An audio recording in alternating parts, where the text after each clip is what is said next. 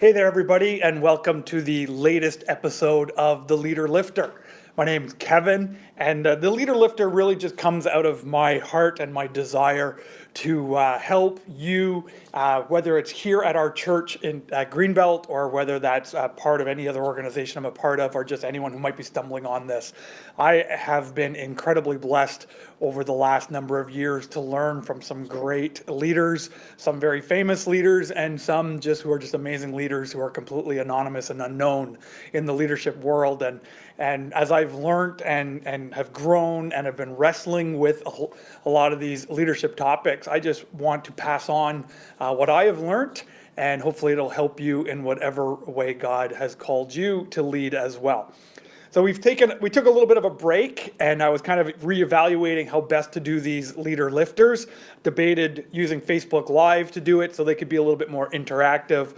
But just with scheduling, I just kind of figured it'd be much easier to just pre-record these. I can get a bunch of them done and I can release them on a regular basis instead of waiting every 2 months. I really want them coming out every 2 weeks. So this way I can pre-make them in advance and take it from there and get this into your hands a lot sooner. So I just encourage you to share these and subscribe as well. And if ever you have any questions or comments, you can always post them, whether it's directly on the blog where I'm hosting these or on the YouTube channel as well. So, but if you do subscribe to the blog or the YouTube channel, you'll get updates right away when this stuff is made available. So hopefully you'll take advantage of that. At the last Leader Lifter, I started talking about character. And the reason I feel it's really important to talk about character as leaders, especially as Christian leaders in our culture today, is because I firmly believe that your ability and your talent will carry your leadership further than your character can sustain. Now, I wish I could remember where I learned this. I'd love to give credit where credit is due, but this is just a reality that you and we have to be real honest with, is we're educated, we're talented, we've got some abilities, we've got some skill sets, we have some education, and our ability and our talents will bring us further in our leadership than our character can sustain. Now, you don't have to be an expert on human beings to know that this is true. Just look what's going on in our culture today. Look at what's going on in Hollywood. Look what's going on with our politicians. Look what is even going on with a lot of church leaders in our day today. As these are men and women of talent, of importance, holding important positions, having huge influence, and they're not kind of stumbling, they're not kind of fizzling out, they're not burning out because of a lack of talent, they're not kind of being derailed because of a lack of ability. No, sadly, we're seeing them kind of disappearing from their position because of a lack or gaps in their character. So character is very important for us to study. So we kicked off before the Christmas holidays. We talked about the characteristic of humility. And the Bible actually teaches us that every single human being is going to face 3 types of temptations. Now, whether you believe the Bible is something to be considered or not, whether you believe in God or not, that doesn't really matter, because when you hear what these temptations are, you'll go, yeah, that's true. Every single person is tempted by these things, especially leaders. And so this was actually written by a guy named John. And John was one of Jesus's best friends. This is like the guy who's known as the disciple whom Jesus loved. And he's the guy, when Jesus was crucified, Jesus looks at John and says, I want you to take care of my mother. Like, that's how intimate their friendship was. And so because John knew Jesus really well and he became a leader in the early church, he said this about temptation. We can read about this in his letter called 1 John in chapter 2, verse 16. And he says, for everything in the world, the lust of the flesh, the lust of the eyes, and the pride of life comes not from the Father, but from the world. And now when he's talking about the world, he's talking about this worldly system that we live in. And this worldly system that we live in creates in all of us the lust of the flesh, the lust of the eyes, and the pride of life. Let me just kind of explain that a little bit. When he talks about the lust of the flesh, he's talking about just I want. And sometimes as leaders, we use our position, we use our influence to get what we want, to satisfy ourselves, right? To feel good, right? The lust of the eyes is that you see all this other stuff and you want to consume. It's about greed, it's about possession, it's about materialism. Right? And the pride of life is just that feeling of importance, that you are someone of value, that you're important, that this drive to become famous or to be somebody, to be someone, a man, a woman, to be who deserves to be respected because of your position of leadership. And so, again, whether you believe in the Bible or not, these are realities that you and I are going to face. Now, me as a Bible-believing Christian, I believe this comes from a spiritual enemy who wants to take us out as leaders. And so it's important for us to learn, how do we deal with these temptations? Well, and that's where our character comes in place. Like, for example, if you want to deal with the pride of life, of being all puffed up and feeling like, you're way more important and making people treat you like you're so important, well, what battles that is humility. And that's why we talked about humility before. And so what I want to talk about today in our short time together is what John calls the lust of the flesh, this desire to please oneself, to feel good, right? To use our leadership and our influence so that I feel good.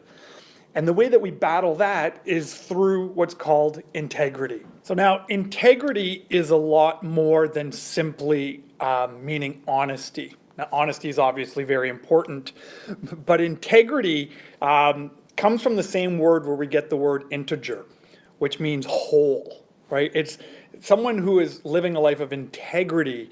It is a state of whole being. In other words, it's a man or a woman, a boy or a girl who is the same regardless of where they are in their life.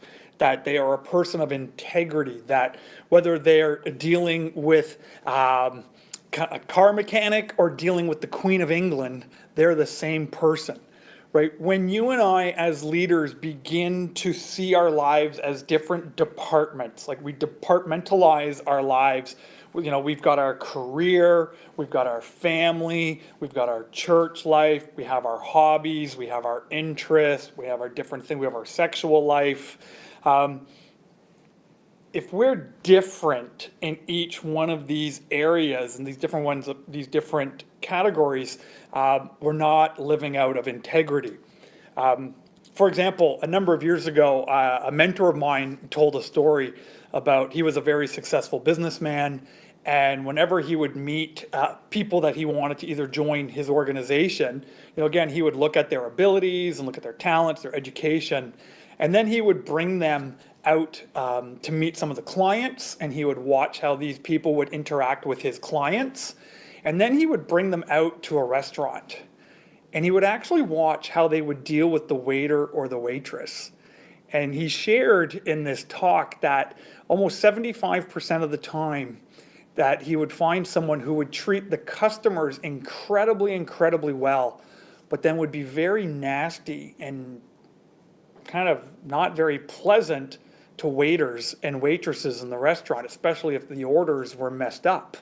And he saw that as someone who was lacking integrity, being one way, this way. I'm going to be really good with the clients because if I'm like this before them, then it's going to benefit me. I'm going to get what I want. I'm going to get the perks. I'm going to get the bonuses. I'm going to get these ways. But then when I'm over here, you see the real character come out, right? So we got to be very on guard for this. I love how Rick Warren, the author of The Purpose-Driven Life, talks about this issue of integrity. He calls it the Titanic syndrome. When you think before the Titanic was built, whenever you had a big ship, you just had the big kind of bottom part of the ship, and if a hole got punctured into the hull of the ship, well, the hull would just fill up with water, and then the boat would sink. But the Titanic was built differently, as they took the hull and then they built compartments in the hull. And the idea was, if you get a hole in one of them, well, then that one would fill up and it would just stop and the boat wouldn't sink. Well, I love how Rick Warren puts it. He says, well, a hole in a boat is a hole in a boat is a hole in a boat. And a gap in your integrity in one area of your life can easily start spilling over into other areas. You may think, I can have a secret sin or a secret character flaw and I'm going to play up in a different part of my life in order to just get what I want so I can feel good and ignore this issue over there, and it's not going to impact me. But the problem is, at some point in your leadership, it will catch up to you. It will catch up to you. It does all the time. A sin might be secret, but it's never private. And they always seem to come out to the surface in some kind of capacity and affect our leadership. So we got to be very mindful of that, of being men and women who are men and women of integrity. So how do you work on that? Well, the first and foremost thing that I would encourage everyone is to just observe how you're living. Do you find yourself treating some people differently than you would treat others? I'm going to be honest, that was actually mine when I was brand new in ministry, that you saw these leaders and these people of importance and influence, and I wanted them to think very highly of me. And I actually found myself changing my behavior to please them for the perks that I might get, and maybe not being the same type of person for other people who weren't in those positions of influence. And so I really had to check my heart like 12 years ago and really just put a stop to that. At one point, it was amazing what God did in my life as I really tried to focus on. I treat every single person with the same dignity and respect that they deserve as a human being, whether we agree, whether they're a person of influence or not. You know, they're a person that Jesus died for and God loves them, and I'm going to treat them with that dignity. And I remember years ago I was volunteering in a charitable organization. I was on the leadership team, and I had to make some leadership decisions that one of the members wasn't happy with. And this member came up and was just mad at me and just blasting me, and then just kind of threw in my face, you know, like, do you have any idea how much money I donate to this place? And I looked at him and I said, you know what, I have a pretty good idea how much it is. And it was a lot. It was significant amounts of money. But I had to tell them, it's like, you know, this is the decision we made, and if you feel you can't donate your money to this work anymore, I would understand, but I really still hope that you'll be a part of it. But I'm not going to change my mind simply because you're a person of power and of influence. And the person laughed, apologized, gave me a big hug, and stayed on as part of the team. Integrity is so important. We can't give in to that fear of pleasing people and getting what we want. So I would just ask you, just look at how are you treating people? Do you treat some people better than others? Do you treat certain people a certain way because of the perks that you might get? Well, that's something you need to work on. Another thing I would encourage you to look at is, do you have a secret sin? Do you have a secret gap in your character that you haven't been acknowledging, or you've just been trying to keep it secret? I would encourage you, find someone you can talk to about that. Talk to your life group leader, talk to a pastor, talk to a friend, a colleague, but find ways to find a person that you can trust to say, you know what, I want you to hold me accountable on this gap, on this sin issue in my life, because I don't want to have kind of that water spilling over from one compartment to the next, and I don't want to see the Titanic in my life sink. So that's what I just wanted to kind of touch base a little bit about integrity. We'll be back again, and we're going to address the other temptation there, the lust of the eyes. We'll talk about that the next time we get together. So I just encourage you to, if these are helpful for you, just leave a little comment below, click the subscribe button so you know when they come, and I just look forward to continue investing in you as we lead well together. God bless.